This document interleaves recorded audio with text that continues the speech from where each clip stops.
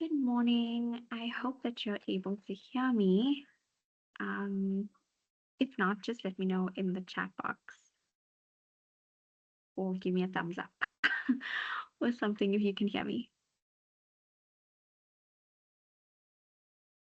Is that all good?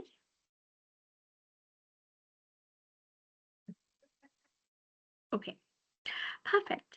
Well, welcome to today's masterclass.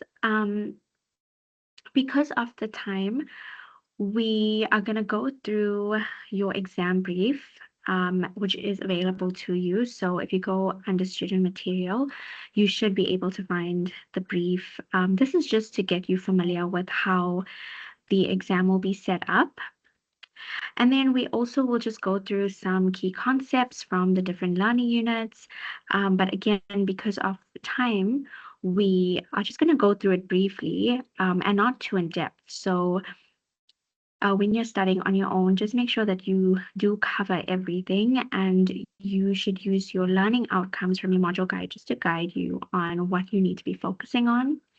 And then also, if there is still time, we will go through some questions from the exam brief. So if you've looked at the exam brief, there is a case study and some questions just to show you what it would be like. So we'll go through those and see how you could possibly answer it.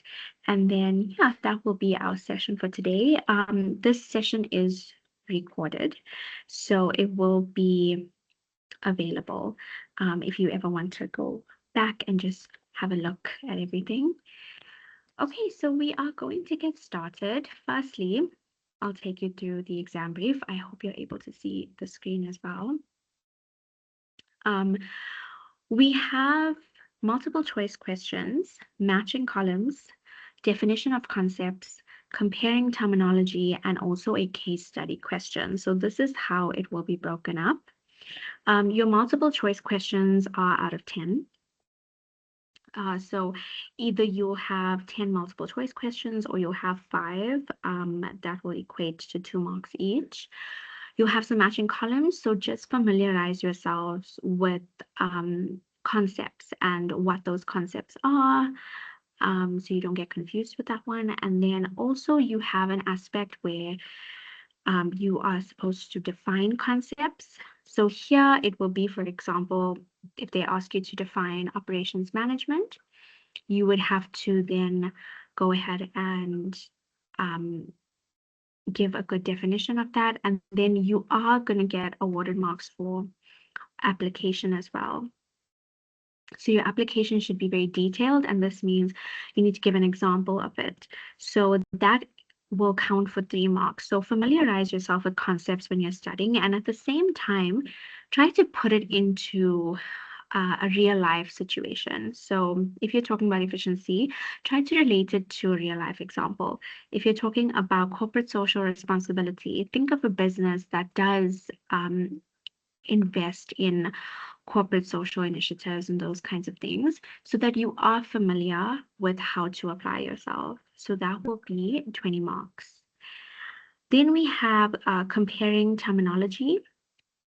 So this will be like a question that asks you to compare or differentiate between 2 concepts.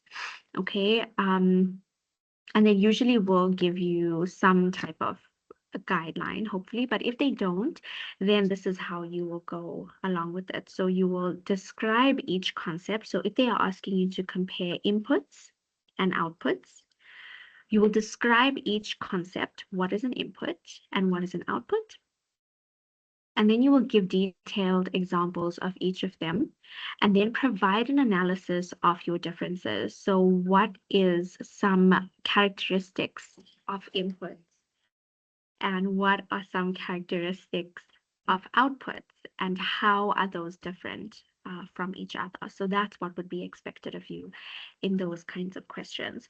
So when you are studying, and if you have, for example, inputs and outputs, or you have terms that are very similar in that sense, where you can differentiate between them, learn those differences between them.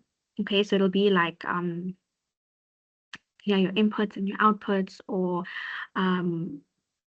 maybe they'll ask you for efficiency and effectiveness, things like that. Okay, so just try and learn what those different characteristics will be. And then you also have some case study questions. Now, these are usually your longer questions that you have.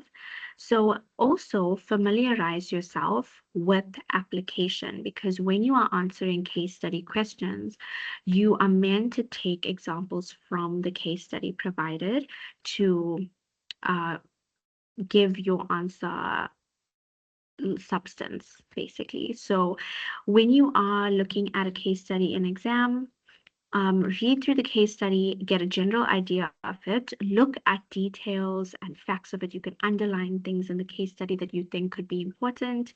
Go and read the questions, and then I like to go back to the case study and just like make a note of where some of the answers are. And then go ahead and answer those questions using the examples from the case study. So always make sure that you have application in or when you are doing your case study questions. Okay, that's very important. So we don't only look for defining concepts, but we do look for you to be applying yourself and using examples from the case study.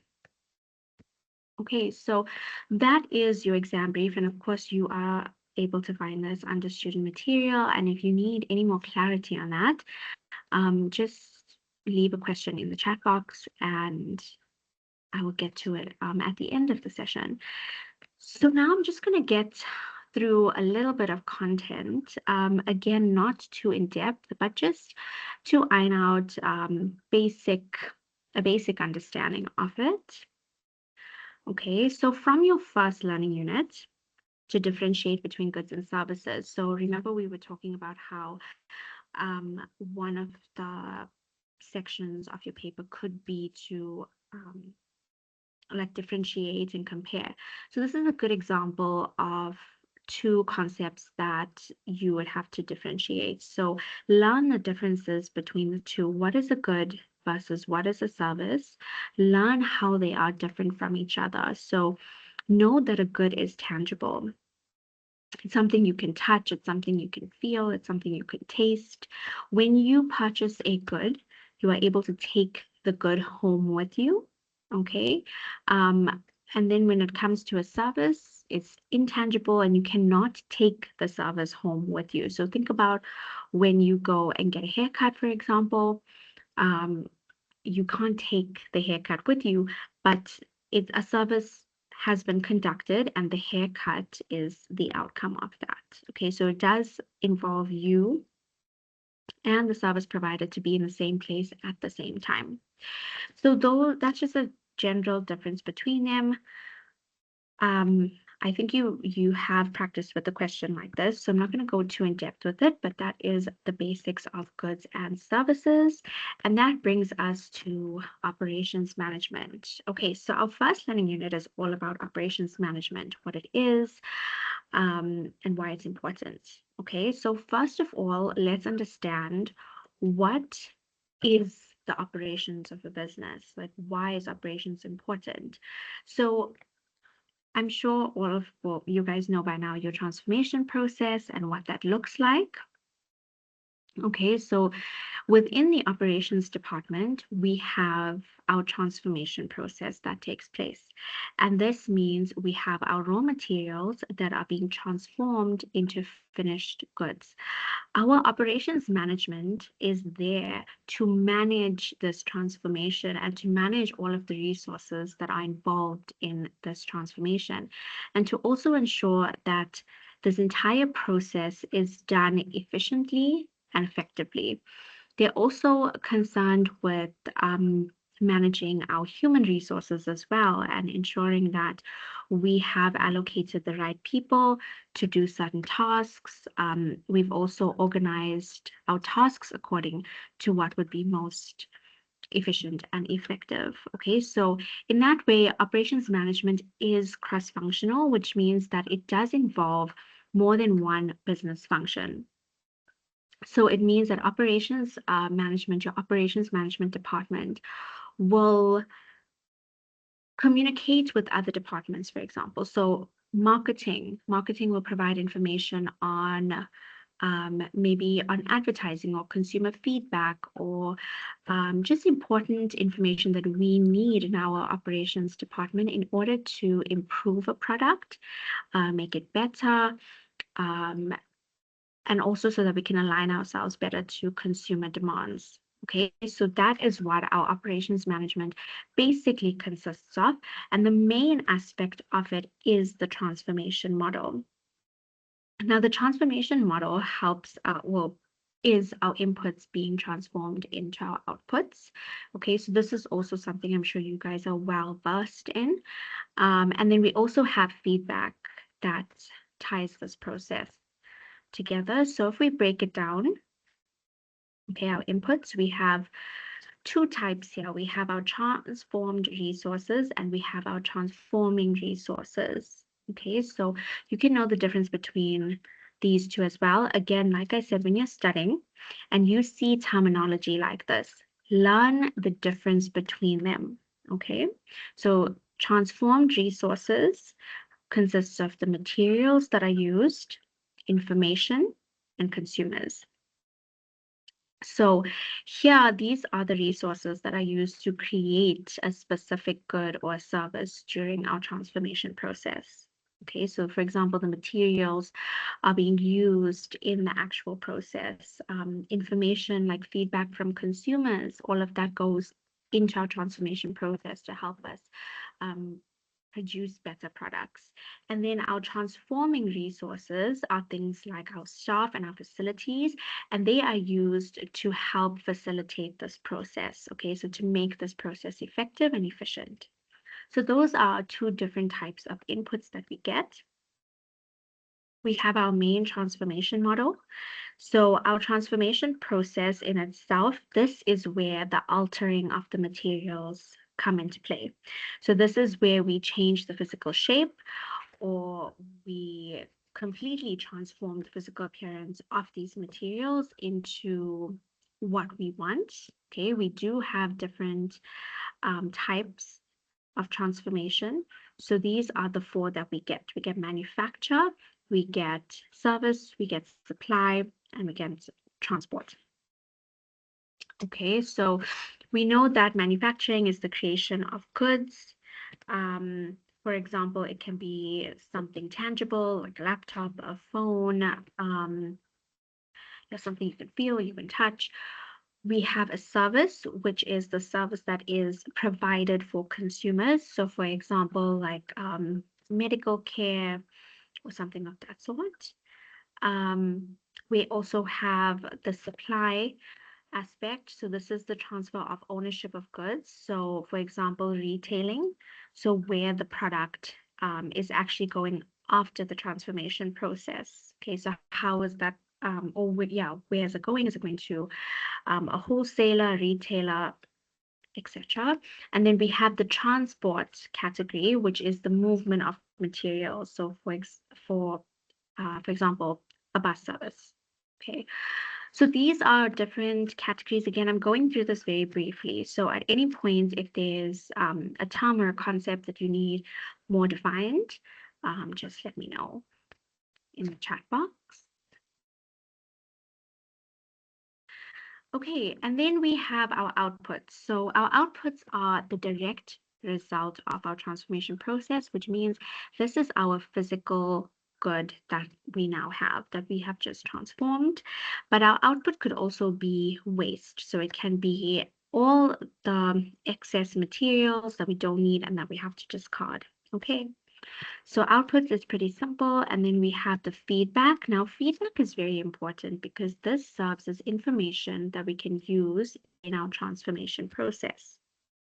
So when we get feedback from consumers or sometimes even from employees, we can use this feedback to address certain problems So we know either how to enhance the product, how to correct the product, how to make our process more efficient, etc. So feedback does close the loop in our transformation model, and it is a very important aspect and a very crucial input in helping us to continuously elevate our business operations. Okay, so that is our whole transformation process. Also, in regards to like cross-functional, when we spoke earlier about operations being cross-functional, we looked at how different departments will interact with the operations department, and this slide shows that. So it's all our business functions that are well integrated in order for us to achieve and be in alignment with the business goals that we have set. So we have our finance function, and we know what our finance function is responsible for. This is for all the funds, our budgets, all of that, the control of our finances. We have our marketing function responsible for creating a demand for goods and also for building consumer interest. We have our human resources, which is responsible for our recruitment, and we have our operations, which again is our transformation process. And also within operations, we do conduct forecasting. And I'm sure from our supply chain learning unit, you would remember forecasting and demand planning. Okay, so all of these different departments will work together to achieve a common goal. For example, finance can set a budget and will communicate that to operations, maybe in terms of purchasing raw materials, or how much do we have, or what is the budget of the entire operation, like how much are we able to spend. The marketing function can provide us with feedback. Human resources is for if we do need a specialist, or if we do need someone to come on board for maintenance reasons, for maintenance of our equipment, we can always go to human resources and communicate that to them so that they can find the relevant people for us. So all of these departments work interchangeably with one another to help achieve a common goal. If they worked in isolation, the business will not be won't be operating as efficiently as we would want it to. So in order for us to work seamlessly and to achieve those business goals in an efficient manner, then we need to communicate, we need to be interlinked and work interchangeably. And I think you would also understand a little bit of that from the communication chapter as well, where it expresses how important communication is between the different departments. Okay, and that brings us to the efficiency and also productivity, but we'll go through both of these concepts. So know what the difference is between these concepts, because it can be very confusing to explain it, I feel. So for example, productivity, this is the rate at which goods are produced or tasks are completed. Okay, so just remember that it's the rate at which goods are produced or tasks are completed. So we need to also make ourselves familiar with the formula of this. Productivity is always equal to outputs over inputs. Okay, that's it, that's your formula. And the whole purpose of doing this productivity ratio is to determine the output of our process against our inputs. So we want to essentially see, basically find the rate at which tasks are being completed or things are being done in our organization. This is important for us so that we know how to improve or what we need to improve on. Efficiency, on the other hand, is used to measure our actual output. So this is produced by a specific process against a standard. So for example, we want to see how efficient we are. We want to see if we purchased something and maybe we we know that this is the amount that this machine is able to produce. We are now measuring what the actual output is. So what we thought it is and what we were told it is versus what is the actual output. So that's what we are trying to measure when we're looking at efficiency. And the formula here would be our actual output over our actual input, or the standard input that we would have that we know of. And this is times by 100 because we want to get a percentage. Okay, so this is an example that is in your textbook, I believe. Okay, so this would be a productivity example. So a factory produces cars. Okay, the cars is your output, the labor hours is your input. If we were told to calculate the labor productivity in hours, we would use the formula outputs over inputs, and it would be simple. We would take our outputs, which is our cars, and we would divide it by our inputs, which is the 50,000. Okay, so that will tell us the cars per hour. Okay, so that is how you calculate out the productivity if they ask in hours. And then if we were told to calculate it in rands, okay, so the same exact thing, but we now need to calculate it in rands. All we would have to do is use the same formula, but we are timesing it by the rand. So for example, it would be 10,000 times your 20,000 divided by 50,000 times 12 rand per hour. And that will give you the cost per car. Okay. So this is just, it's again, I'm going through it very briefly because also when we did our masterclass power test, we went through this more in depth. So I'm not going to do too much in regards to that. Okay, and then efficiency, we'll just do an efficiency example as well. So a factory that produces car bought a new car manufacturing machine that has the capacity to produce 12,000 car frames a week. So that is what we're told. Okay, that is what we're told. That will become our standard input. The factory invests in training employees and uses the best quality material. When the output of the car manufacturing machine was measured, it was found to produce 15,000. So this is the actual output. So we were told that it can produce 12,000, but when we actually used it, it produced 15,000. So if we had to calculate the efficiency of that, remember we're taking the actual output and dividing it by the actual input, and we are timesing this by 100 for our percentage. Okay, so again, I hope that you understand this. This was learning unit 1. I didn't go through everything in detail, so please, when you are learning your learning unit 1 and for all the other learning units, please do look at it more in depth. Okay, this is just to get you more familiarized with these concepts. I'm going to move on to learning unit 2 and go through this quickly as well. And learning unit 2 is all about our supply chain. Now, our supply chain is what takes place after, in most cases, it's what will take place after our manufacturing. But supply happens right from the start, from the time our raw materials are sourced by our supplier, and from the time the supplier will then supply it to a manufacturer, and that process will continue. Okay, but what we're used of is the supply chain starting off from the manufacturer, because that's when we really decide where is the finished product going to go once it's been manufactured. Okay, but it's important to know that the supply chain does start right from the beginning when we deal with raw materials. So if we look at this diagram, we have our raw materials.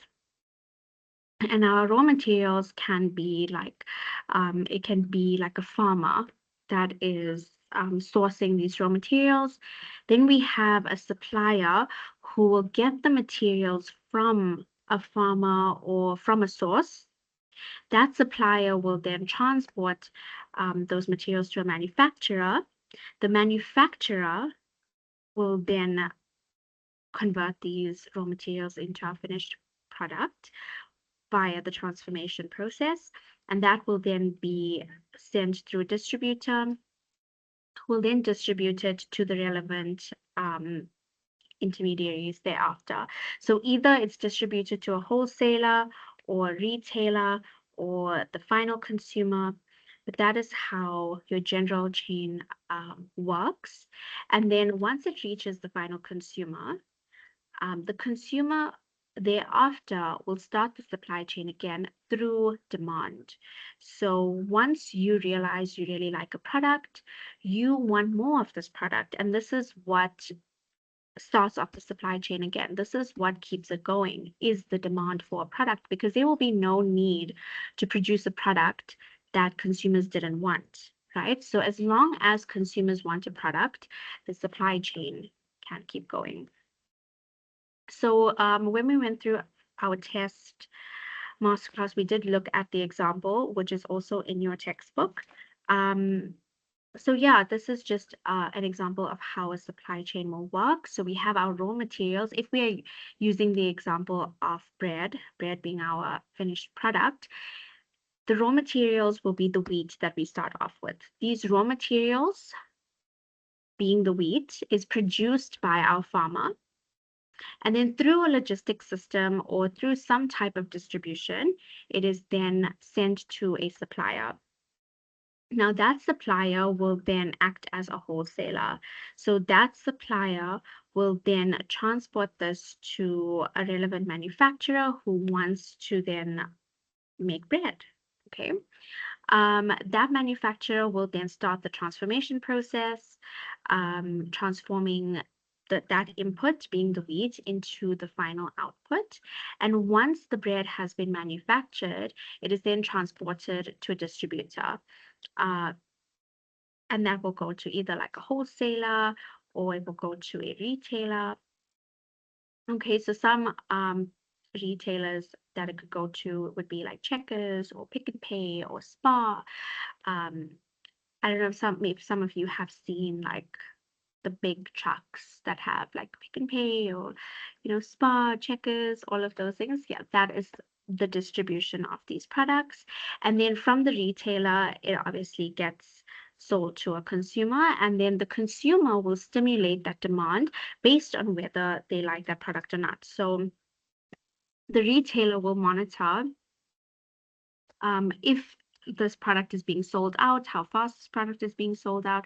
That will tell you if consumers are really taking a liking to this product. And then that's when retailers will then say, okay, we need to order more of this product, because obviously it's going quite fast. And bread being a need, there will always be a demand that is being stimulated. So this process will be a continuous process. Okay, so that is a basic example of our supply chain. Okay.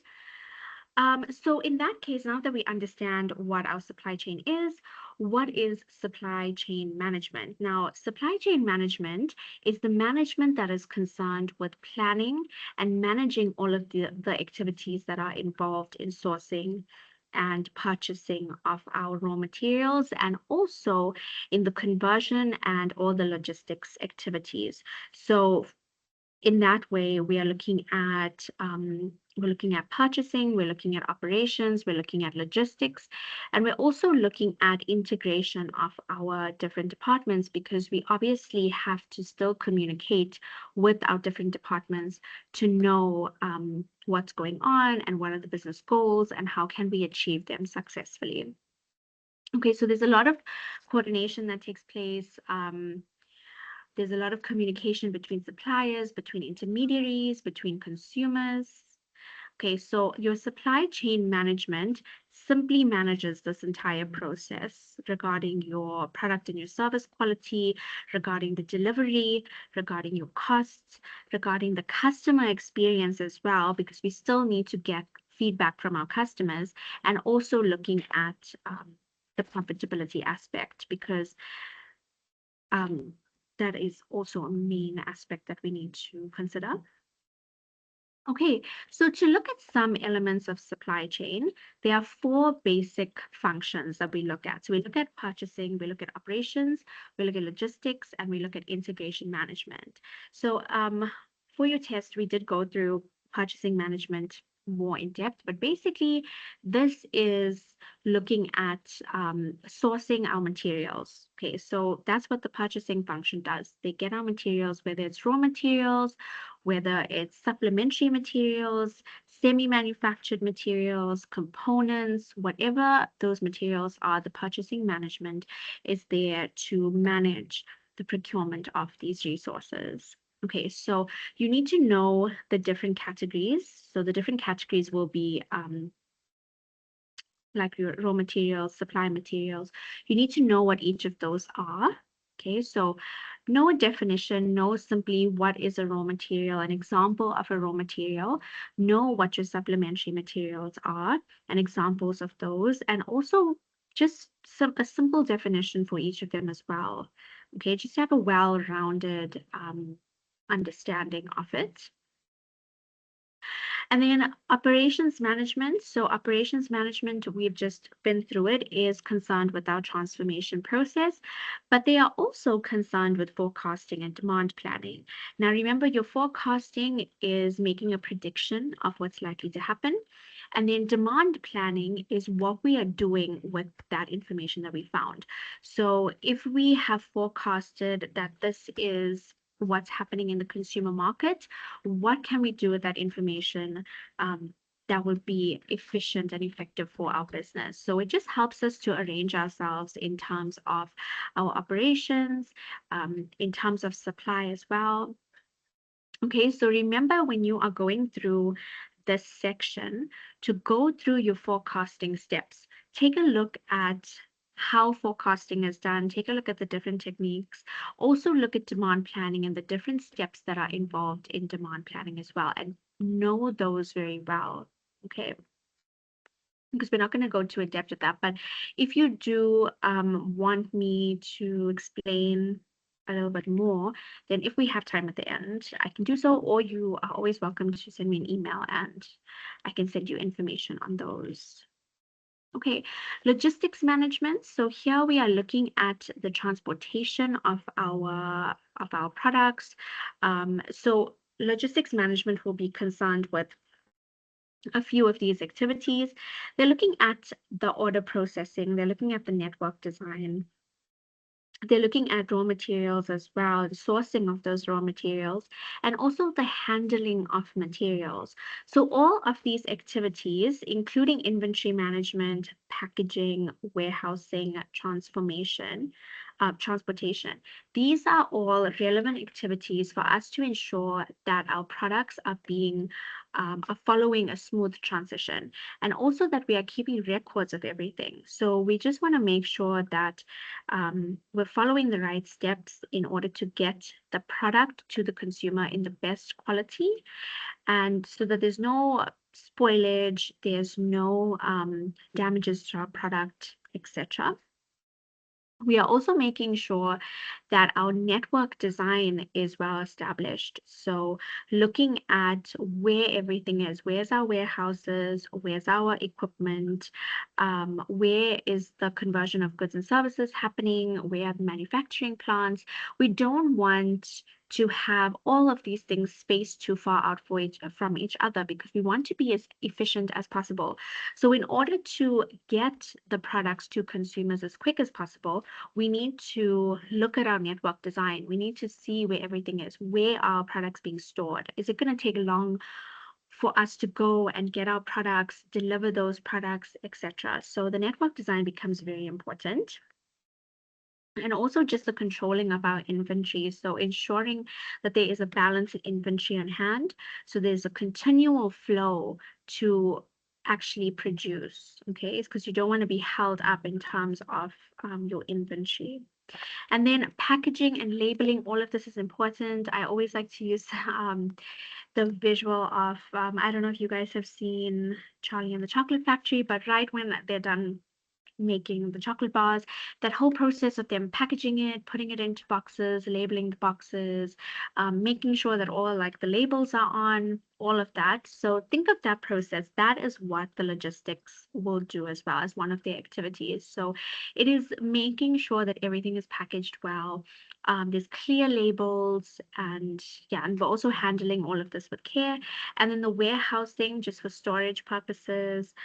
Do we have any warehouses, and also where are they located? Okay, and then the most important part is the transportation.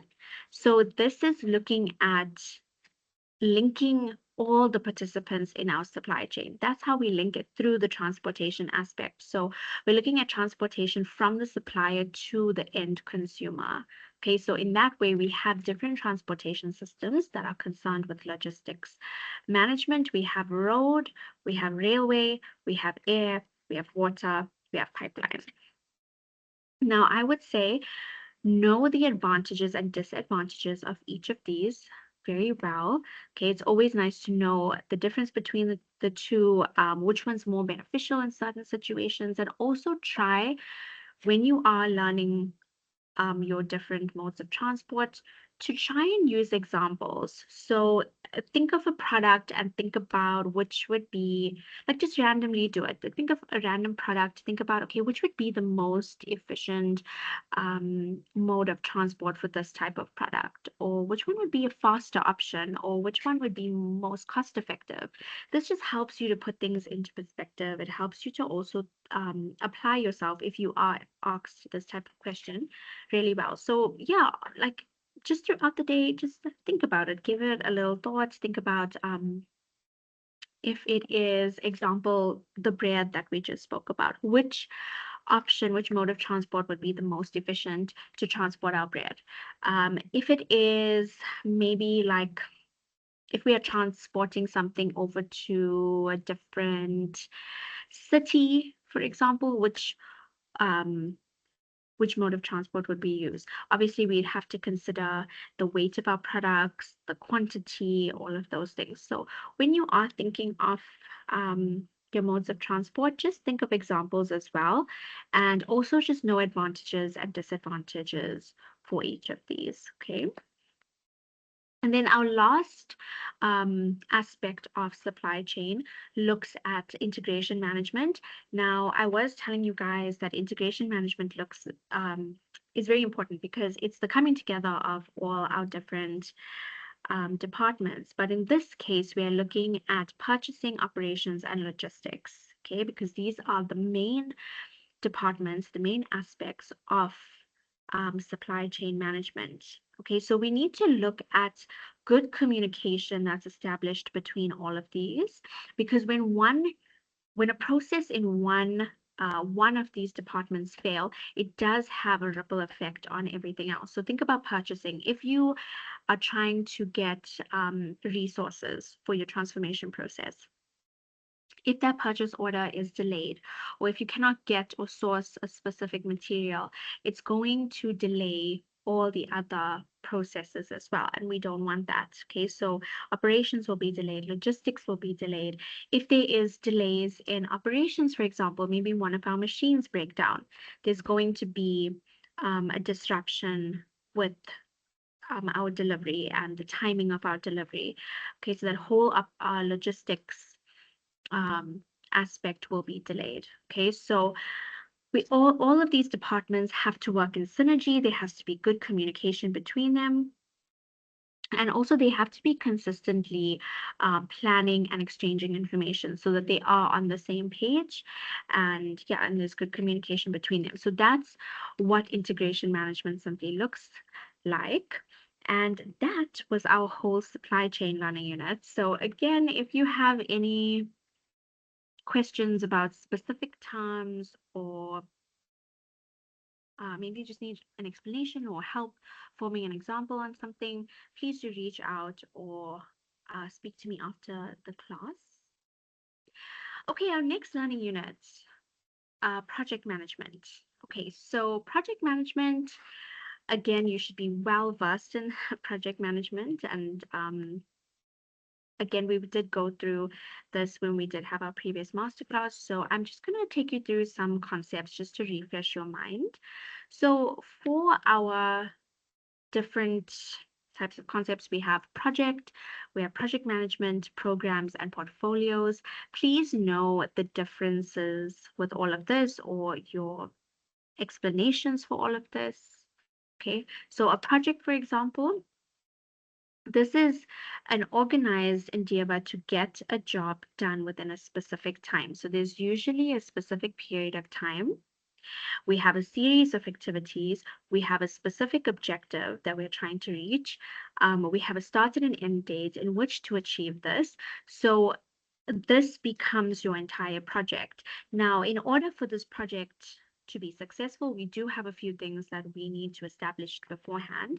So we need to look at a specific budget, okay? So we don't exceed our budget.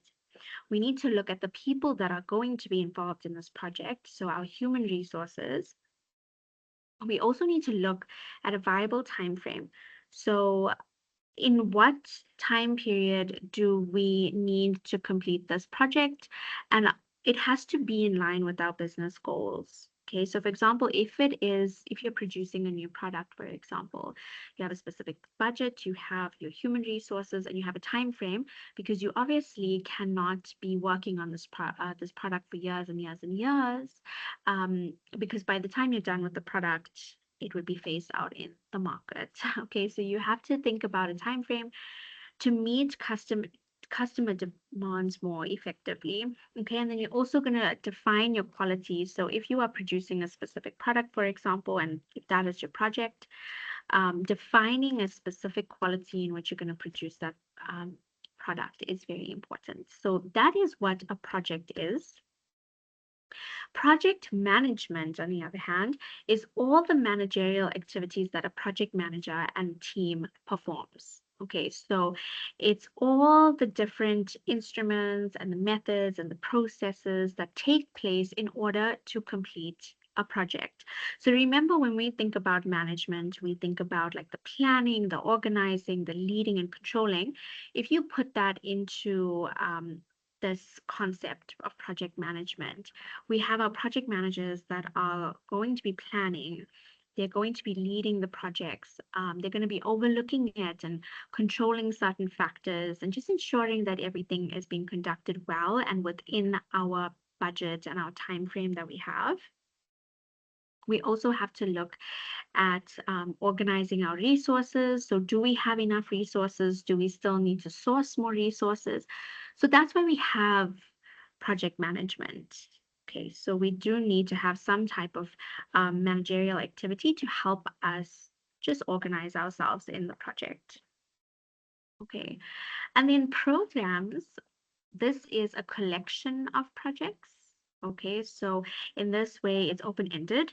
There is a project will have a time frame, but the program itself can have various different projects and within this program.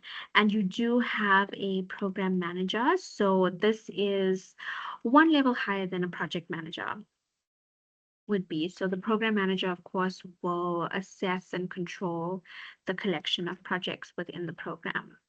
Okay, and then portfolio. So this looks at now a collection of programs. Okay. Yeah, so these are some of our basic terms that we have.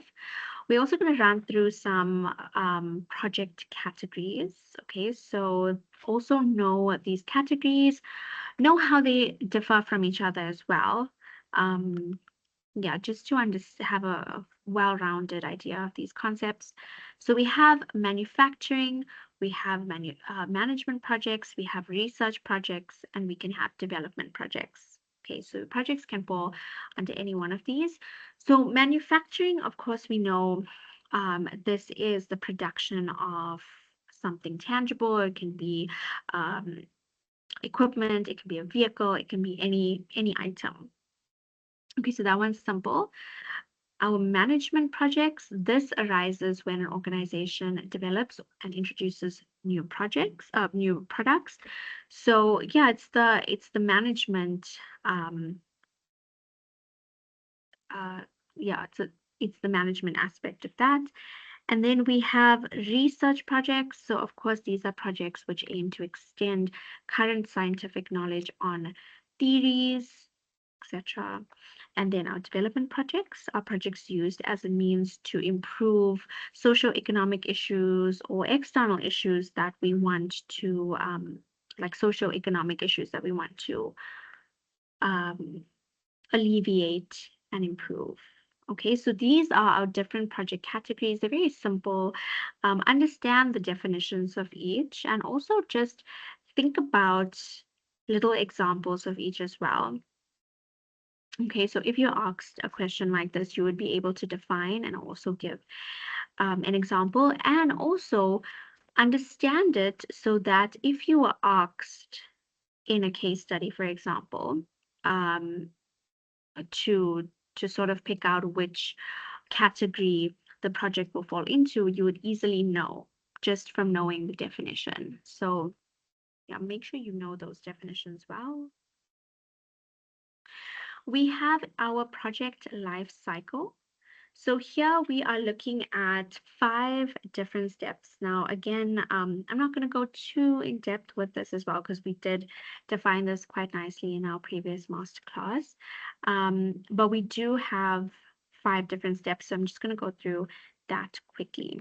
Okay, so this is the different steps that your project will go through. So we have the initiation phase that starts off everything. So here you look and define the problem, the challenge, the opportunity, all in detail. Okay, so you must start off with a well-established problem or challenge because we need to know what we are up against, what we're dealing with.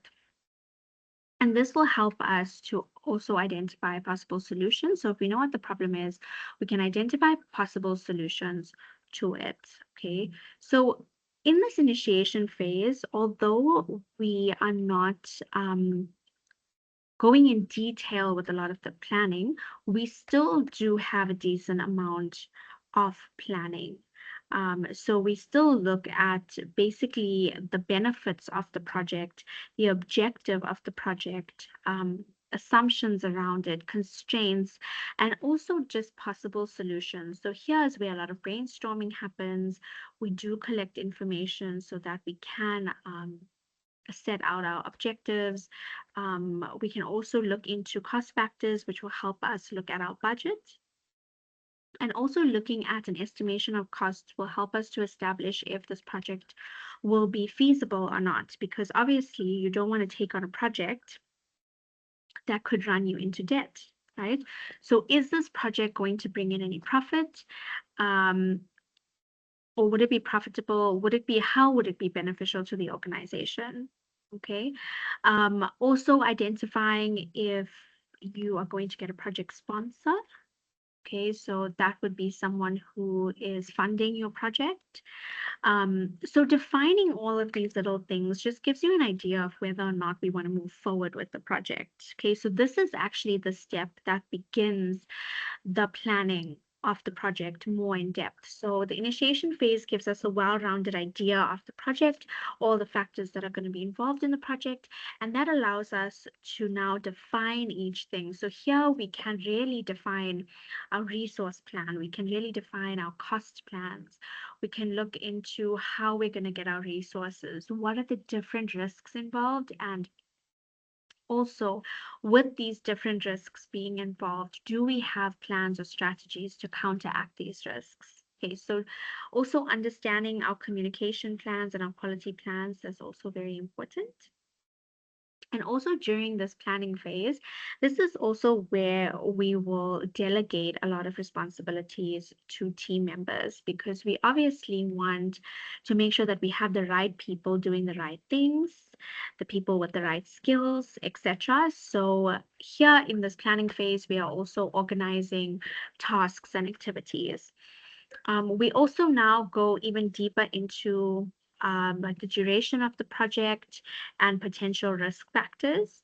And this is where we will strategize quite a bit. Okay. And then also key deliverables are also discussed within this step and whether or not or what steps can we take to meet our objectives and to make sure that we are consistently meeting those objectives throughout the duration of the project. So this is what the entire planning phase entails. And we go more in depth. So we look at this is how in depth we go into it. We look at all the different aspects. So we look at in terms of the legality of it, if there's any license that we need, are we within the law? We look at any functional requirements as well. So the actual deliverable, what does that look like? What are the requirements of that? We also look at any resources that we would need for sure. So in terms of equipment, in terms of tools, in terms of materials, those kinds of things.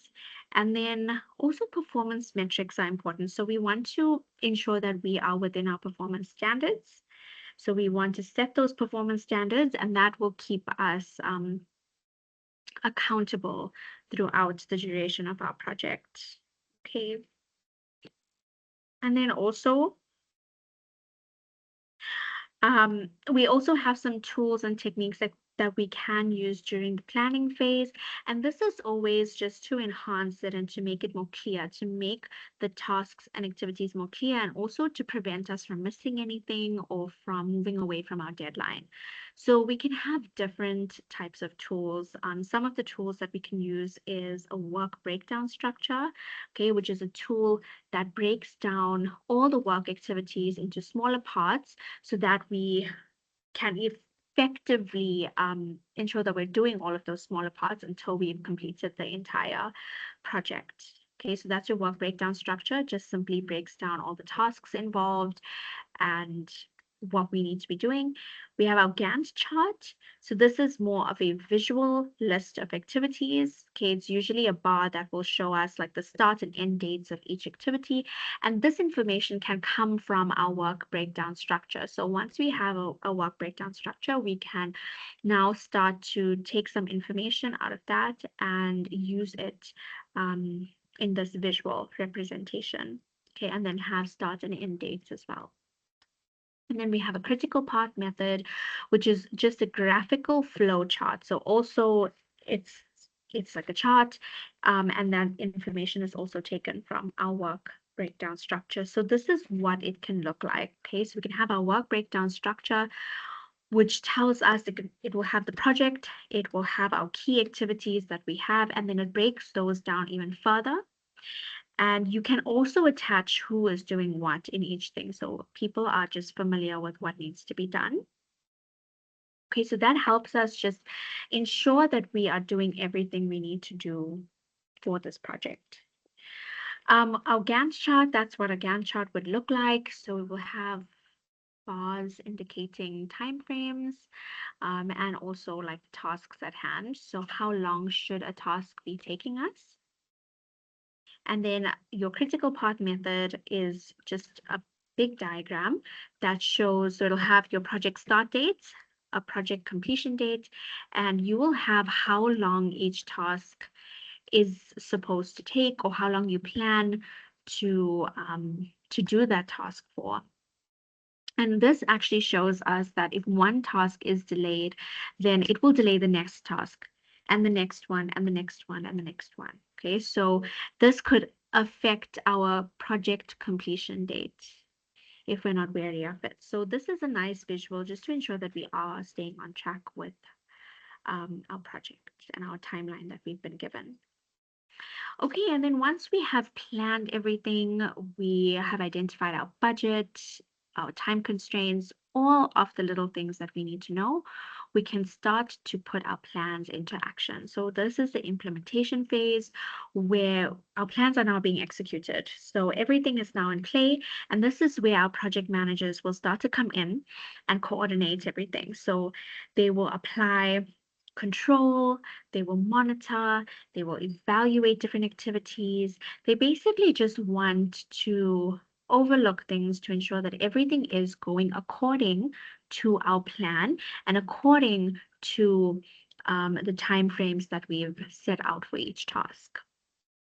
Okay, so here also regular progress reports are obtained, and if there's any changes that are being made to our initial plan, that is also considered. Okay. And this, when our plan is actually implemented, this is where you can start to see where you are deviating from your plan, because when you are planning something out and it's on paper, you don't actually know a lot of the risks that are involved. And only when the plan comes into play, then your different elements start to affect your plan. So during this implementation phase, we can start to investigate these deviations. We can see where they're coming from.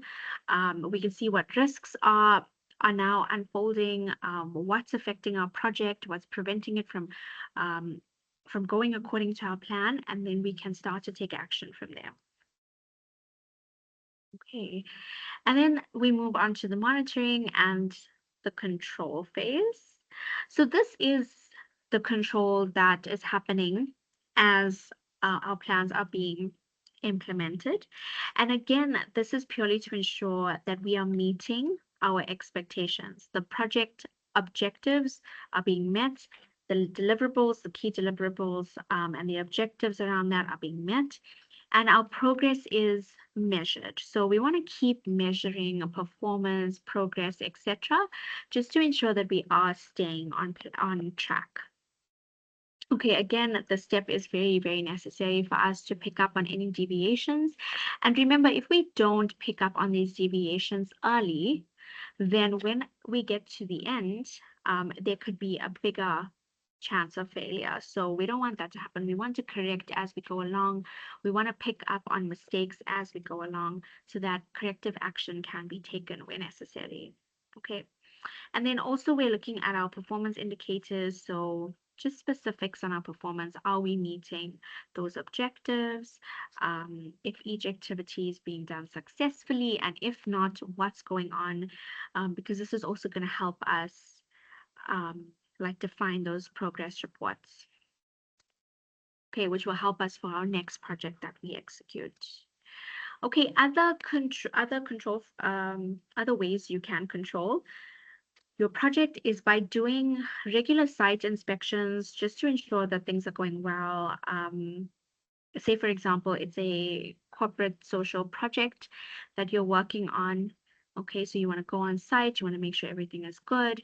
Sign off on deliverables is also something that we need to control. And then also, yeah, just if there is any things like we're moving off our performance objectives, or we've noticed that productivity has declined, we need to get in and ensure that we understand what's going on so that we can rectify those mistakes. Okay, maybe sometimes it's that we need more people on board to help us complete certain tasks. Okay, and then we come to the end of our project. So this would be the closure phase. This is where we are now signing off on this project. We have our project deliverables. We are now done with this project. Yeah, everything is coming to an end. Contracts are also closing if contracts have been taken. And then we also get a lot of feedback from this last step. So anything that we have assessed that we can do better the next time around, we need to make a note of that. Any risks that have come up during the implementation phase, we need to take note of that. And that's why regular monitoring of our project is so crucial, because we want to ensure that the next time that we implement a project of a similar nature, we have prior knowledge and prior information that can help us with strategy planning or just in the execution of the project overall. Okay. Yeah, so usually this is where we just close up everything and a lessons learned report is compiled from here. So what that means is once we are done with this project, everything that we've picked up on, like I said, our deviations, etc., we can write it into a report, and that report is usually stored, and we can use it when we're implementing a project again. Okay. Some other terms that I want to get you familiar with, if you've forgotten, is the project governance. So this is referring to the decision-making authority in a project, which we need. So someone needs to authorize project phases or sign off on deliverables or approve certain resources, those kinds of things. So some typical governance arrangements that we can have is a project sponsor. A project sponsor usually funds our project. So this person is there um, to pay the funds for the project basically, and is accountable for any organizational money that is allocated. So in that way, they do need to be aware of any issues that take place, just to ensure that, say we run out of resources or we need more funding, then we do need to um, do need to communicate with our project sponsor on that. So they do get to overlook and oversee our business activities. And then the project committee. So this consists of some key stakeholders. Okay, it's usually chaired by our project sponsor. And this committee will monitor and review the different project phases. So if there's any conflict or if there's any issues, it's all reviewed and it's all monitored. Okay, so that's what your project committee will do. And then a project support office. This is usually mostly used in larger companies to support or manage our projects. Okay, so we have a group of skilled and experienced managers who will then manage all of the projects, and this will allow our functional managers, our departmental managers, this will give them a break to focus more on their activities that they have to do. So to focus on activities within their own departments. And that is the whole purpose of why we could have a project support office. Okay. Yeah, so this is just general concepts in our project governance. Please know them. Please know the difference of them, know definitions of them. Okay, get yourself well versed with that. And then, yeah, just a small little section looking at information systems in regards to projects. So information systems is a very important aspect of business and has always been, um, because they are used to store information that help managers make business decisions. So in that way, they are very, very important. Okay, management systems are used for big companies, and they do ensure that we have access to regular, detailed reporting. And also, this is where a lot of our data capturing information is stored or can take place.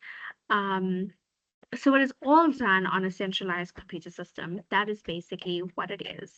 Okay, and this can include things like our work performance reports that act as inputs. Okay, so in a lot of processes, we can take information from these systems and use them as inputs. Yeah, and it also allows you to just track changes, to analyze, to conduct forecasting, in terms of your performance, your project performance. Okay, so it's a very crucial element in storing information, utilizing information thereafter. Your different reports that you would have taken throughout your project is usually stored on an information system in which future managers can actually access and use that in strategy planning the year after. And although you have to keep ensuring that your information that you're using is relevant, when information is stored, you can use it to over a few years to find patterns, to look at different trends that are forming. And this can also help you with forecasting. So say for example, you did some research on sales, like your projected sales and your actual sales. And for the past 5 years, you've been uploading this information on your information system. You can now form some kind of pattern. You can now assess, like, okay, every December my sales went up. Maybe it's because of the festive season.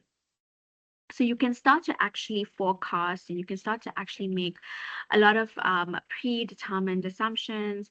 You can start to use that information in strategy planning as well, or to look over like possible risk factors in future projects. So information systems actually serve as a very important aspect in all your business activities, so not just only in projects. Okay, project documentation. So a few documents that are very necessary for in the phase of projects. So we get 4 different ones. Okay, so we have our project charter, we have a project business plan, progress and status reports, and we also have our lessons learned report. So to take you through them, our project charter is a statement of the scope. So it looks at the objectives, it looks at who's involved in this project. It just underlines key roles and responsibilities and descriptions of that. So it really looks at defining the expectations of this project, who are the main stakeholders, who's the authority of this project, okay, do we have a project sponsor, etc. So it does have a very important purpose because it gives us that understanding of a project. Okay, so it has all the little details of the project that we need to know. And yeah, say we bring someone new onto the project, we can let them read the project charter, for example, which will have everything that we need. So our objectives, our key deliverables, the people involved, the tasks they are doing, the authority in our project, everything that we need is in here. So that person is quickly equipped with the information that they need and can get on board quickly. So yeah, project charter is very important. And this is usually written up right at the beginning. Okay, so once we have conducted all of our information, all the planning, this is where the project charter can be defined. And then we have our project business plan. So this is where the final deliverable of project planning takes place. So in our planning phase, once we have identified all of the little details that we need, this is a formal document that is then drawn up. Okay, so the business project plan enables our governance structure to approve certain resources that we need for our project, also to delegate authority and responsibility to the manager and also their team. So if you think of a business plan and what the purpose of a business plan is and what it entails, so if you think of a business plan, it's basically just looking at your whole business idea. What's the purpose of it? What's the objectives? What do you need? For a project business plan, it's going to be specific to the project at hand. So it's going to be what the project is, what is the final deliverables of the project, what are the resources being used. It's your whole plan of action for this project. Okay. And the last two is looking at status reports and our lessons learned report. So our status report is basically a document that simply summarizes a project's overall performance. Okay, so we are looking at what was the expected performance in our project plan that we wrote up versus what is our actual performance. Okay, so the goal of a project status report is to keep all of our stakeholders informed. So especially our project sponsor, if we want to send them an update on what's going on with the project, we send them a project status report. So it simply just gives them, like, if something has changed, for example, if we change the course of our project, if we have a new strategy in place, if we've detected a new risk factor, so we are now improvising and we are taking a different course of action, that will all be included in the status report. So relevant authority figures should be handed a status report, depending on their involvement in our project. Okay, and then a lessons learned report. So this is simply, like I was saying in our last step, once our project has come to an end, we create a lessons learned report. So this is so that we don't repeat any mistakes, and we don't that we sort of document and record some of the like failures or some of the risks that we encountered, how we handled it, what worked, what didn't work. It identifies both our successes and failures. So this is going to help us for future projects, and also just to keep improving. So every time we do a project, we can draw up a lessons learned report, which will have both our negative and positive experiences with that particular project. So if we had to look back at the project and how it turned out, we have this information. So when we're planning for the future and for future projects, we can take these things into account. Okay, so if we know there was a certain risk that came up, that put our project at a very compromisable position, we know that in the future, this is what we can do. Or we can strategize better, because maybe we did apply a strategy and it didn't work. That can also be recorded. So you know what didn't work, and you know how to improvise. Okay. Okay, so that is the whole of our project management.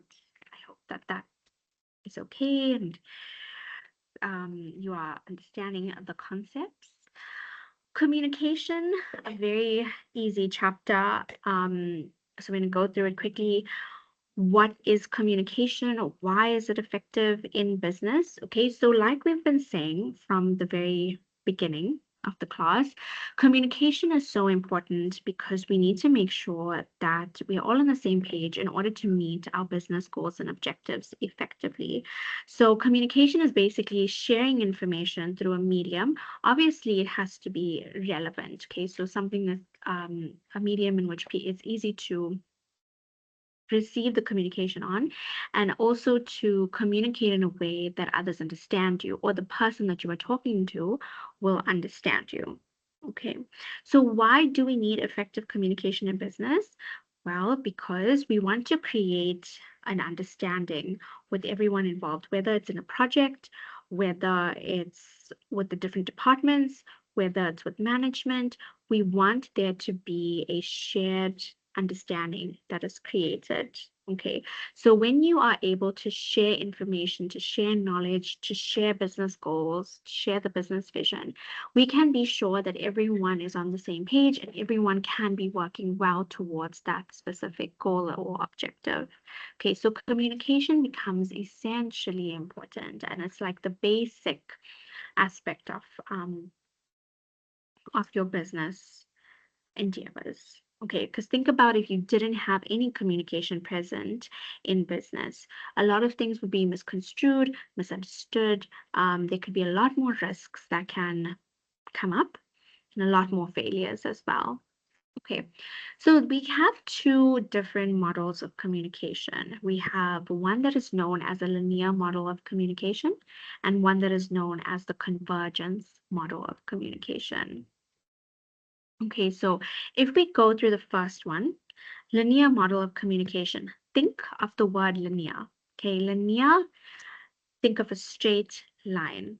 Now, this type of communication model is a one-way communication process. So a sender will create a message, sends the message through a channel, and the receiver receives it on the other end.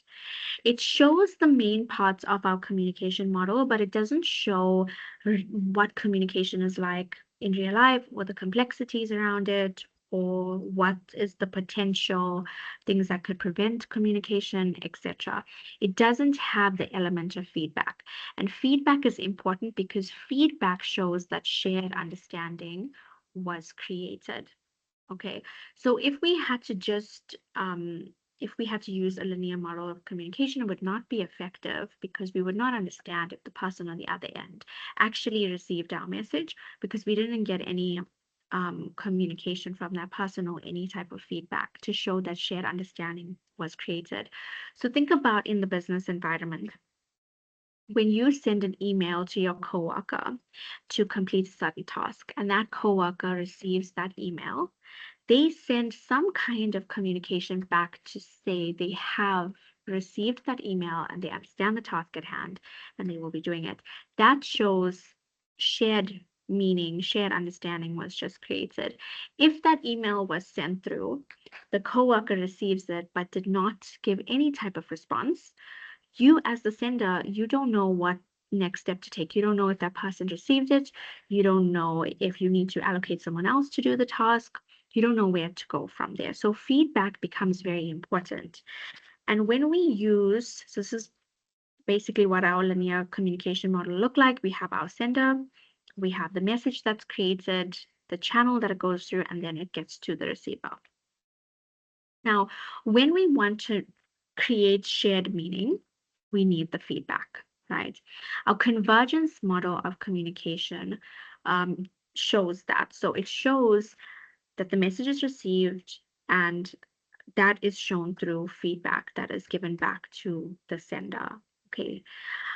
So in this type of model, our sender and receiver are shown as continually exchanging messages, okay? And it also shows like it's not just a one-way type of communication, but it is a repetitive process. So it does show that back and forth of communication. So this is what it looks like, but this is a little complicated to understand. So I'm going to show you this process rather. Okay.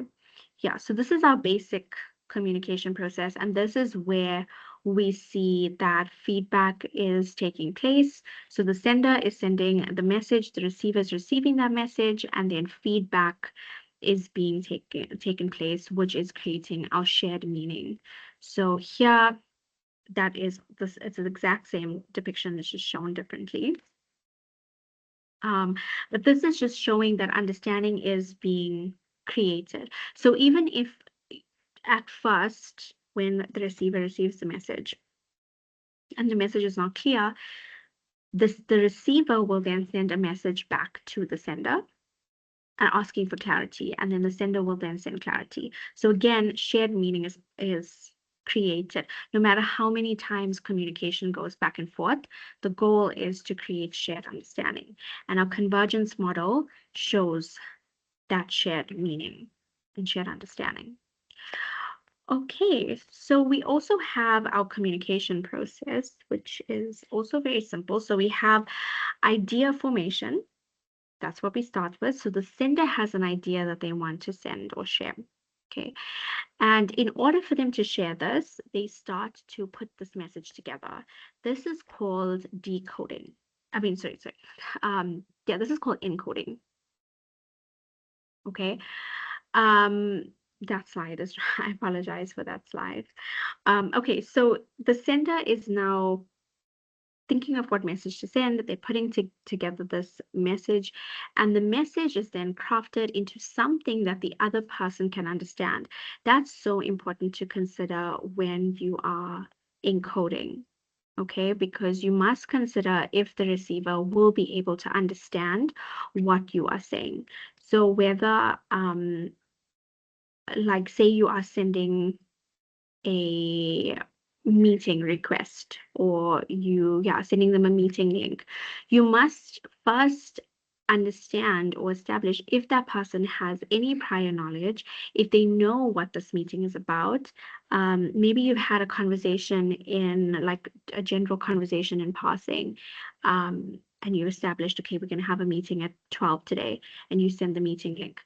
That's fine. But if the person doesn't have any idea, any context to why you're sending this link, then communication can be blurred in that aspect. Okay. So when you're encoding, you have to make sure that your sender, that your receiver is going to understand the message. Then you're going to choose the channel in which to send that message. So this is how the sender will convey their idea. So it can be written, oral, or it could be visual, okay, whatever is most appropriate. And this is where the message is then sent. The receiver will then receive the message, and they will start to decode this message. So they will start to go through the message and unpack it, so interpret this message. This allows them to generate their response. And this response that they are putting together will then be in a process of encoding. So they will now encode their response and send it back to the sender. And this will be known as the feedback. Okay, so the receiver responds to the sender's message. And then if the sender still has something that they need to say, so they will receive that message, decode it, and then send it back to the receiver. Okay, so I hope that was simple enough to understand, but let's look at the diagram. So we have our sender. Okay, our sender is encoding the message that they would like to send to the person on the other end. And the person on the other end is known as our receiver. The receiver will get that message and will then begin to decode that message. Once that message is decoded, which means the receiver has interpreted it, they understand it, they will give feedback back to the person that sent them that message through a process of encoding. So they will encode a new message, send it back to the sender. The sender will receive that message, will unpack that message through a process of decoding, and then we'll put together another message through a process of encoding, and this can be looped. So this can go on as long, well, until shared meaning is created. So again, if this one is a little better to describe the communication process in that regard, and how the sender can encode and decode the message, and the receiver as well, until shared understanding is created. So don't complicate it too much. It's not a very complicated process. Just have a general idea of what the communication process looks like, the different steps and definitions for each. So know well how to describe it, and at the same time, think of an example of it. So think about how you would personally communicate, or if you were working in a group project, think about how you would create shared meaning with your team members. So how would you communicate with them? How do you receive communication, etc.? It will help you put it into perspective. Okay, so we also have some different communication styles. Again, this is what I was talking about with the terminology. And if you have things like formal communication, informal communication, know the differences between the two. Know a definition, and then also know the difference between them. Okay, so formal communication is when you communicate in a professional and in a structured way. Now, this is usually when you are like addressing like a boardroom of employees, or you are in a work setting and it's work related and this is official information, so you need to send it through official channels like Outlook or Teams, etc. So that will all be done on a formal level. Your informal communication is the type of communication that you do in passing or in the break room when you're just having a light chat with a friend, coworker. Okay, so you're relaxed in you're more relaxed in this type of setting. It's more casual. Okay, and then we have verbal and non-verbal communication. So there are different so first let's identify verbal. What is verbal communication? So it's communication that uses language and words, whether it is oral or it's written. Okay, so verbal communication can be, we can have intrapersonal communication that happens inside a person's mind, which includes imagination, visualization, that kind of thing. So when you think of it as verbal, you're obviously thinking of it as like you're saying it out loud or someone can hear you. But when we're talking about intrapersonal communication, you are hearing what is happening inside of your mind, and it does make sense to you. So when you think of verbal communication, you're thinking of words. Okay, so think about words when it comes to verbal communication, and like words that make sense. So words that are that you can like interpret, whether it is written or whether it is oral. That is a nice way to just remember what verbal is all about. Okay. We also have interpersonal communication. So this is the one-on-one communication where your information is exchanged. Like we do this like on an everyday basis where we are talking to someone. Okay, so it's happening outside of you. So intrapersonal is happening inside our mind, and then interpersonal is happening outside of you. Okay, so it's when you are exchanging information with someone else.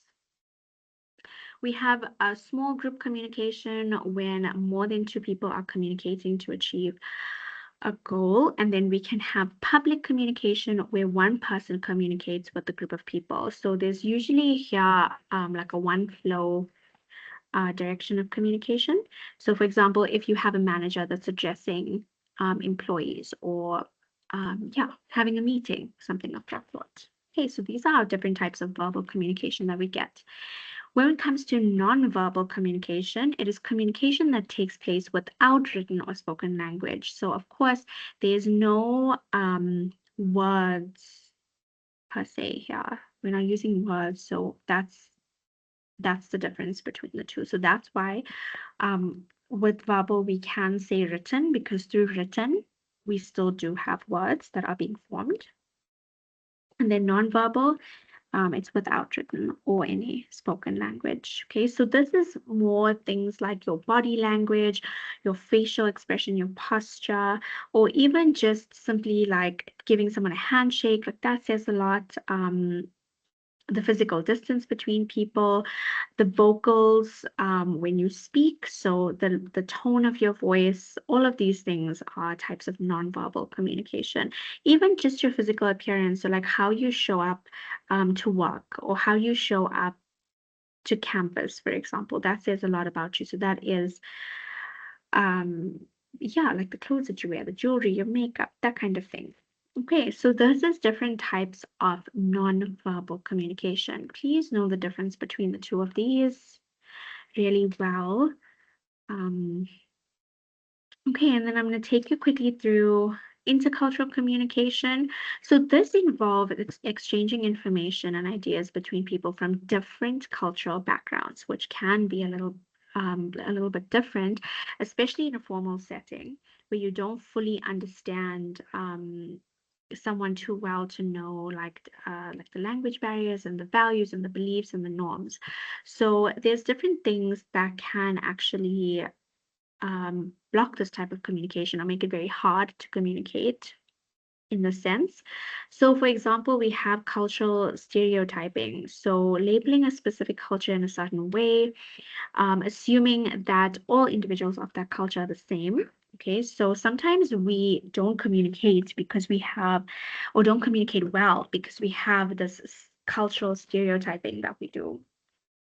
We also have things like different social cues that different cultures have that others may not know about, but they expect others to know about. So, like, for example, in Japan, if you had to go to Japan, for example, you they greet in a certain way. So if you don't understand that culture or don't know those social cues, you may not know what to do in that interaction, and you could be perceived as rude or indecent or not having any respect, but you simply just don't understand those types of social cues. So that can also hinder our communication. Also, just different attitudes and values and beliefs can also cause people to have a lot of conflict because people perceive the world so much differently in each culture, for example. If you don't have this shared understanding on that, then that can also hinder the way that we communicate with people. It's also something we have to be aware of in intercultural communication. And then also like just other things like prejudice that can occur, okay, um, which can happen a lot as well. Yeah, and then also just our most common one. So the confusion that could occur due to our different language barriers. Okay, so here in South Africa, we have our different languages. So if we are in a professional setting and if we are communicating in a language that another doesn't understand, that is also going to cause some confusion. It's going to cause someone to misunderstand.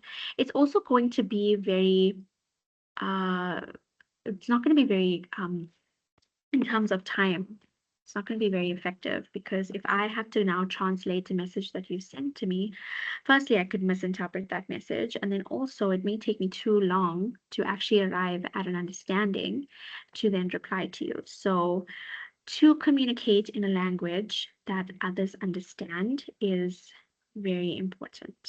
Very, very important. We're going to go through some conflict management, some causes of interpersonal conflict that can happen. So again, this is also very simple, but just understand the nature of conflict management, or what is conflict and why do we need to manage it. And conflict can arise quite a lot in business, especially when either we fail to give proper communication, or we maybe there's misunderstandings. It can be different things. It can also be just cultural differences, stereotyping, those kinds of things. So yeah, that is what are the common causes of it. So we can have not setting clear expectations. Like sometimes management can ask one thing of you, and if you don't understand that task, you could possibly do it incorrectly, which can cause a lot of conflict. Also, just overall not communicating effectively. A lot of the times, if departments are not communicating well with each other, you'll find that maybe there's a repetition of purchases, double purchases, or like repetition of tasks, and business efforts. So that can also cause a lot of conflict and a lot of tension between members in the business. Okay, can create a very hostile environment. Yeah, so this is just some common causes of interpersonal conflict. Very easy, very simple.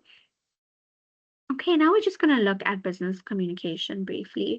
So this is important because this just looks at the flow of communication in our organization and also some barriers to effective communication. So what are some things that can prevent us from communicating effectively?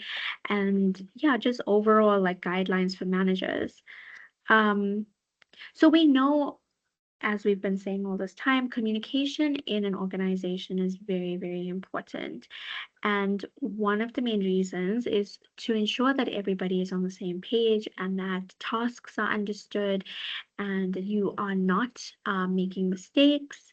You are, and the purchasing one is a good example, because if departments or even employees are not aware of purchase orders that have been sent through, they could do that exact same order again, which will result in wastage. Okay, and this is not good for our budget.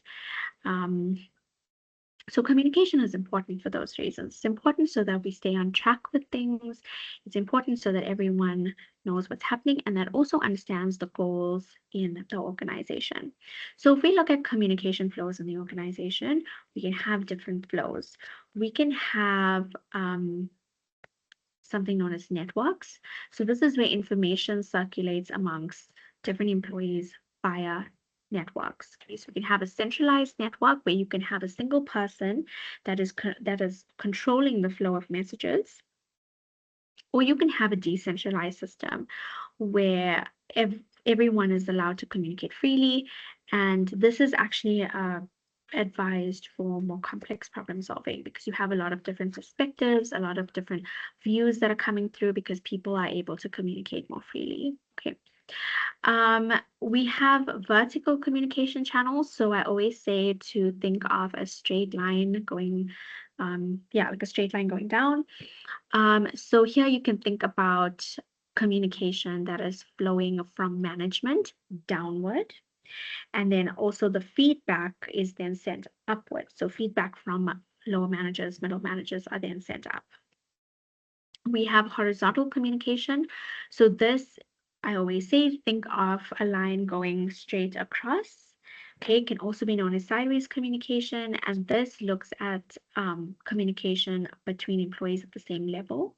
Okay, so for example, employees in the marketing management department.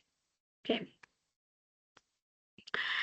We have informal channels of communication. So this is where you are just informally, casually talking to your teammates or friends, whoever. This is usually like gossip. It isn't anything that is of value to the company of any sort.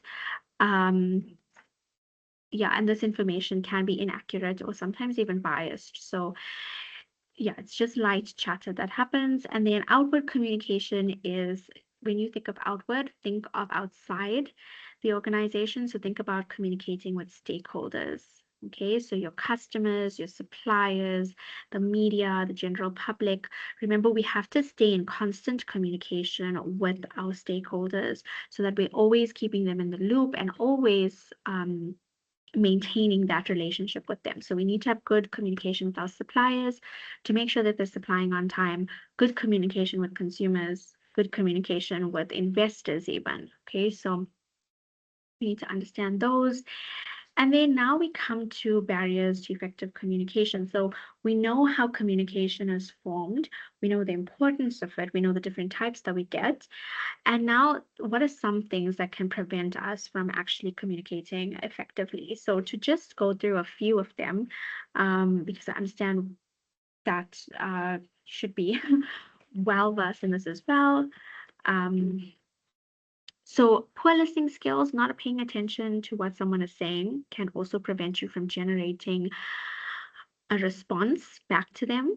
Not providing them with any type of feedback can also hinder communication. Also, we find that your attitude and your emotional state can also prevent you from taking in a message and also generating a response. So think about if you're upset with a friend, for example, and they are telling you something, like you're just more filled with anger and frustration than you are actually open to listening to them. So your attitude and emotional state could actually prevent you from effectively communicating.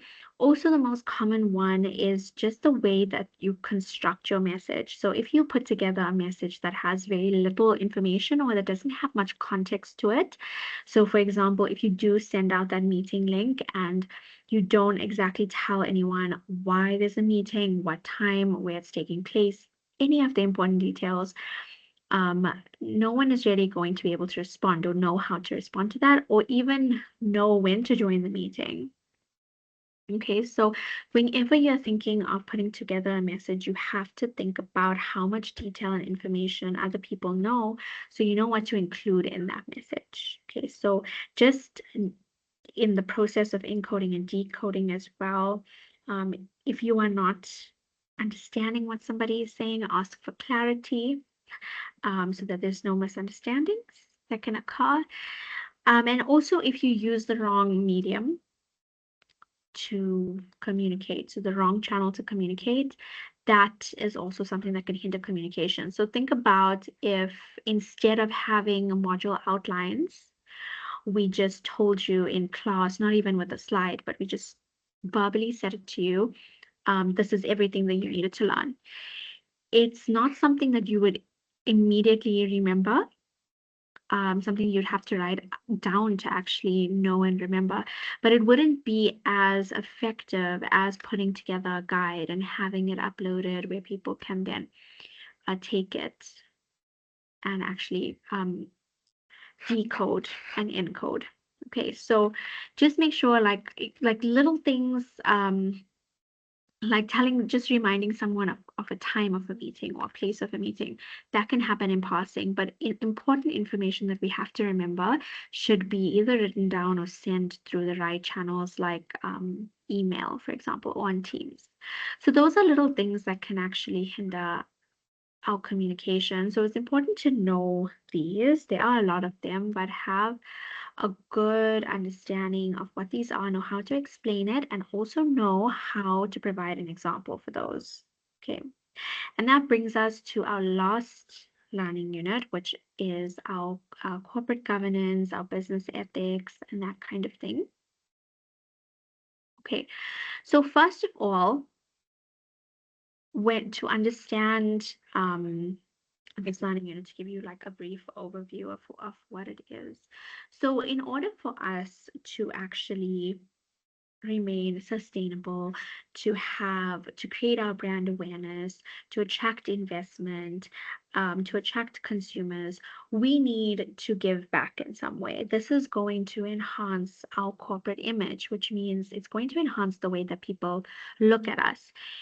If we were a company that was not giving back, we didn't really prioritize helping the community in any way, contributing, alleviating socioeconomic issues, the public would perceive us as exploitive. They probably would not want to support a company that was not doing anything to better the environment, especially today where there's so much emphasis placed on the planet. We have a lot of like friendly products that are already in the market, and we have a lot of consumers that are environmentally conscious. So if you are a business that is straying away from thinking about those things and not only your profit, then you are most likely not going to attract the sustainability, the investment, the good corporate image. And then along with that, and also in general, we need to have good business ethics whenever we conduct business. And this means remaining transparent, being honest, being open, not lying or getting involved in fraudulent activities. All of these things is what boosts our corporate image. So say, for example, you are involved in fraud or you were not paying your taxes and the media starts to write about you. This is going to incur a lot of bad publicity for the business. So even though the problem is now rectified and everything is solved, consumers may not return to your company. So you could actually lose a lot by not being ethical. And this is where a lot of companies will write up a code of ethics, code of conduct, just to guide people on how to remain ethical so that it can boost the company's appearance, their corporate image, their corporate presence, and to keep them sustainable as well. Okay. Also, if you think about investors, they want to be involved with companies that are actually ethical and are doing good practices and giving back and those kinds of things. So that's why we do look into this chapter because it is a very important aspect of business. So now to define corporate social responsibility and corporate social investment. Okay, so what are the difference? Corporate social responsibility is basically the responsibility of the business to give back in some way. So they have to consider the impact on consumers, the impact on the environment, the impact on employees. We have to evaluate our business practices and ensure that it's not harmful, that whatever we are doing, we are in line with environmental laws, we are in line with the consumer laws, those kinds of things. So it's just acting in a responsible way. It's looking at our impact and making sure that it's not harmful, that it's not going against any code, that kind of thing. So it's our responsibility to have a positive impact on the environment, on our consumers, on our employees, that kind of thing. Okay.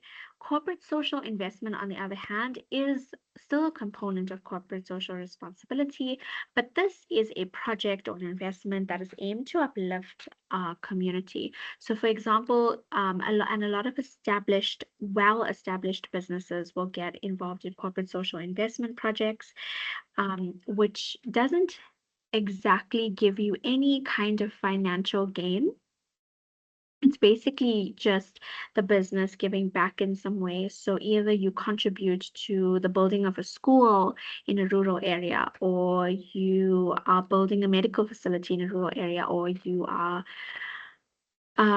something of that sort. So it's just to improve the quality of life for the community, for the people in the community, their well-being, etc. Now, this type of thing does and can cost the business a lot of money. So you always have to make sure that you are financially stable, that the project in itself is feasible, and that you are able to maintain it. Because like I said, you are not going to get any financial gain from this. Okay, so it's just your initiative, something that you're doing to uplift the community. And even though you're not getting any financial gain of any sort, But when you do get involved in social initiatives as such, you can incur a lot of a good reputation in the media and a lot of good feedback as well. So like just overall, your corporate image will be boosted from this. Okay. So it is important because of that. So when you do get involved in corporate social investment and corporate social responsibility, you do show that you are interested in taking care of the environment or the people in the environment. You are interested in improving the living conditions of people.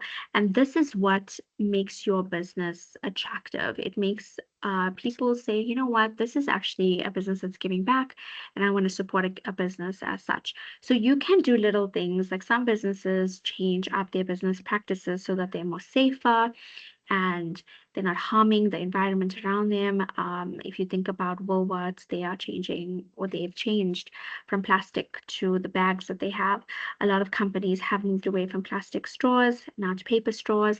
And this is a continuous thing. So it can become it's like a spiral effect in the industry. So one company does it, the next will do it, the next will do it, because you see the impact of how consumers react to businesses actually changing their business practices to align to environmental laws, and it's attractive. It makes the business attractive. So we can have 4 different categories which businesses can assess like their approach to corporate social responsibility. So our first one can be obstructive. We can have a business that makes no effort at all to enhance their social duties. So making a profit is more important to them than actually getting involved in any kind of social initiative. So yeah, they make no effort to get involved with that. Defensive, they are not often responsible, but they are neutral. So they do comply with the law, but they don't go above and beyond what is expected of them. So they don't go the extra mile to give back. But if they are expected to give something, and either it's a community expectation or it's like a law, they will do it just to stay within that legal aspect, but they won't go above that. Okay, we have accommodating. So here is where the business believes in social responsibility more than making a profit. And these organizations are very transparent and they stick to the ethical standards. So they want to give back, they're open to giving back, and they do see giving back as a benefit for their business instead of solely focusing on making a profit. And then proactive, this is where our business views social responsibility as the most important factor.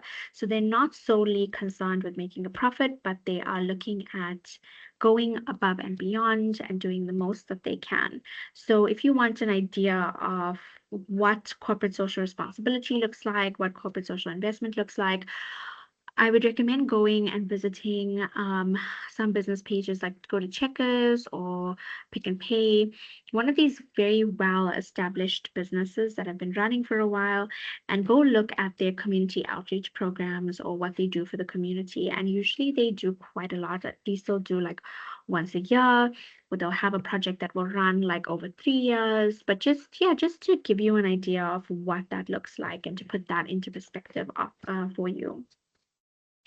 Okay, so we're also going to look at the importance of business ethics. So like I was saying, business ethics are important. Being honest is important. And when you have business ethics and you are conducting yourself in an ethical manner, you form trust between employees, between you and the public, between consumers, between stakeholders.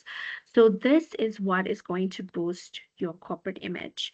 Now, also infusing that into your business is good as well. So creating an ethical culture within your company, looking at what you would say is good ethics and what you want your company to actually stick to, creating just like a basic outline of what people should know. So what should I be doing to remain in line with the ethical standards, basically? Okay, and then just ensuring that the organization has the necessary resources to create this ethical culture, strengthen the behavior of employees, so give them some type of recognition for staying in line with ethical, for good ethics, and then also just building on skills. So building on skills that are ethical, showing them what is seen as good ethics. And remember, good ethics is not only showcased in the business, but it needs to be showcased outside of the business as well. So when you are going networking outside of the company, or if you do have a corporate social investment that you're working on and you're going to the site to inspect the site, you need to ensure that you are remaining ethical throughout. And that's just being honest. Like bad ethics would be like taking or making a donation, like consumers are making a donation, and then you are taking that money for yourself when you're actually when you're telling them that it is for a charity. So that would be considered bad business ethics, okay? Or if you're evading tax, okay, or if you're not paying your suppliers on time, or if you are using the investment that you are getting from investors, if you're not using it in the way that you're telling them that you're using it. So these are all little things that the business can do that would reflect bad ethics. And then a code of conduct, on the other hand, so code of conduct is basically looking at how can we conduct ourselves, what is ethical behavior, what is acceptable behavior. And usually every company will have a code of conduct that is drawn up. Even if you think back to high school, you should have had a code of conduct, which tells you like what is acceptable in terms of dress code, what's acceptable in terms of like what you do and like what you say and things like that. So the code of conduct is there as a guideline to ensure that you are remaining within those ethical standards and that you are displaying acceptable behavior. Okay, so again, we can have a micro purpose to the code of conduct in a business. So this is where, as an employee, you are responsible for acting in an ethical way in the organization in order to achieve the business goals. So making sure that you understand the code of conduct, making sure that you understand the risks involved if you don't, making sure you understand what is expected of you, okay? In some companies, you are not allowed to date your coworker, for example. Okay, so those are all things that will be either spoken rules or unspoken rules, but it all should be established in your organization. Okay, and then this is sometimes written up in your code of conduct, or sometimes not written in your code of conduct, but sometimes, and that's why we say spoken or unspoken, because the spoken ones is the ones that are openly addressed, written in the code of conduct, and then there's others that are not so openly spoken about that you should already be, that should be known, basically. And then your macro purpose is, which is looking at satisfying your external stakeholders. So just ensuring that your external stakeholders that are doing business with you know what your ethical standards are and that they can trust you. So you can do this by ensuring that you have a good reputation and that your stakeholders can trust you because of that. So you're showcasing like the ethical standards, what's acceptable, what's not acceptable, and this actually will attract a lot of your investors, your consumers, etc. Okay. Okay, and one last thing that we have to look at in terms of this learning unit is the corporate sustainability. So in order for our organization to enhance sustainability being what keeps us in the industry for a long time, there's two important things that we need to consider. So our knowledge on the impact that we have on the world, on the environment, and our capacity to learn and innovate in response to that. So we used to have a thing known as the triple bottom line, which was focusing on people, planet, and profit.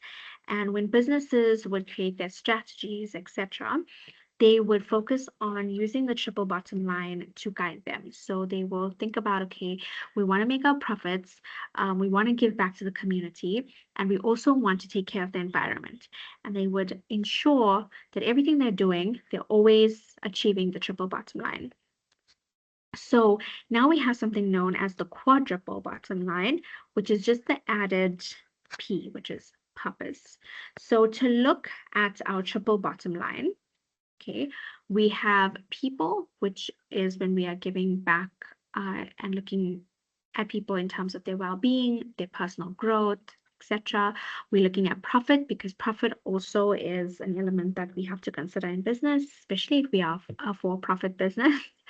Our planet, okay, looking at the community, looking at how we can remain sustainable in terms of the resources that we're using as well.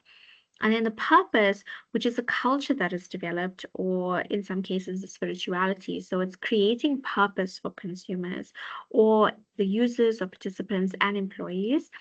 And it can also be building purpose through our supply chain as well. So that has become an added thing that businesses will focus on, is creating that purpose for all the people, all the stakeholders that are involved. Okay, so that is all of the content. I thought we would have some time to go through some questions, but go and have a look at your exam brief. Okay, there's a case study in your exam brief. Go and use that to practice.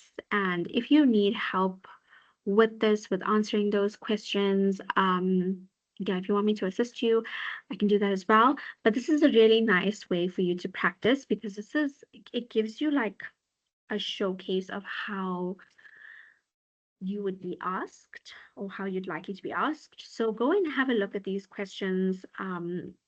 Also in your exam brief, they give you the important words like identify or differentiate or describe, and look at what those words mean. So if you're asked to identify any 5 potential communication barriers, that means you need to state and you need to provide some type of explanation, okay? If you are asked to provide 4 principles of operations management, for example, you are also stating and you are providing some type of description or some type of definition, and then also up to apply it as well.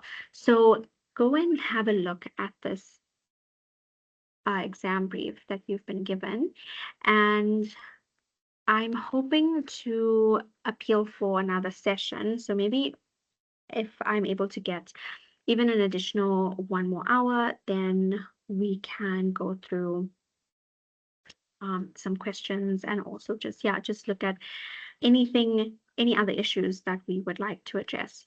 So do you have any questions for me as of now? Is everything good? Connor, you're the only one. Yeah, so are you okay? Do you have any questions? I'm all right. Okay, Joshua, do you have any last minute things that you would like to say, or? No, thanks, Kim. But yes, no, I will give this recording to my students, and I will also do some stuff with them. But please, I wish them all the best as well. And they need to put in the work that we know that they can do. So yeah, I hope there's another session with you. But if not, yeah, I'll pass this on to them. Thank you. Thank you so much, Josh. Thank you so much, Connor, for staying. I'm going to leave my email in the chat box like I always do. So if you have any questions, then you can just email me. And then I'm going to try and get the additional sessions so that we can go through some application and iron out any other issues that we have. Okay, thank you so much and good luck. You'll do fine. You'll do amazing. And just email me if you need anything at all. Thank you for the session. Enjoy the rest of your day. You as well, Connor. Thank you for joining. Thank you so much, Joshua, for joining as well. Thanks, Kim. Bye. Bye.